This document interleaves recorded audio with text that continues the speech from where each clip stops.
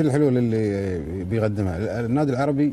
افضل، يمكن افضل لاعبين الدوري القطري موجودين في النادي، يمكن جاب افضل المدربين، يعني بس حظ وتوفيق يعني لا اكثر يعني. كل هالوضع اللي في نادي العربي حظ وتوفيق فقط؟ ما ادري يا اخي انا كنت متوقع له الدوري صراحه، قبل انطلاقه كنت متوقع الدوري العربي، بس شقلبت الامور، في خلل، بس ما ادري شنو، مش عارف يعني، هو خلل داخلي، خلل في اللعيبه، خلل ما تدري يعني صراحه، ما تقدر تحكم عليه يعني.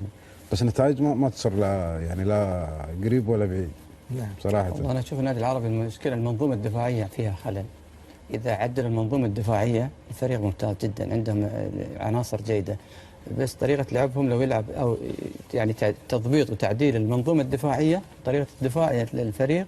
طبعا حتى لو تشوف الاحصاءات اللي عليهم، عليه 20 هدف. عليه 20 هدف، يعني مشكلته له في 13، يعني 13 انت تتكلم ان يعني فيه السيليه له 10 لكن وضعه افضل منها. لا، هو المنظومه الدفاعيه لو تعدل. انت معيذر عندك لك 7 اهداف زين، لكنك افضل منه.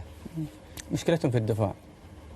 مشكلة العربي المنظومة الدفاعية والشحن الإعلامي ضد اللعيبة أكثر من اللازم. ضد اللعيبة؟ ضد اللعيبة وضد الإدارة، يعني أقصد أن يعني في العوامل الخارجية، الجماهير والضغط الجماهيري معيش اللعيبة. بس هذا حال العربي من زمان، دائما النادي جماهيري، هذا وضع ان دائما الجماهير تطالب، الجماهير تقول، الجماهير تريد، الجماهير يعني مش شيء جديد على نادي العربي في يوم وليلة فجأة قام لقى نفسه تحت المجهر. أنا أقول لك أنا من تحليلاتي من تحليلي ومن متابعتي النادي العربي، المنظومة الدفاعية فيها خلل.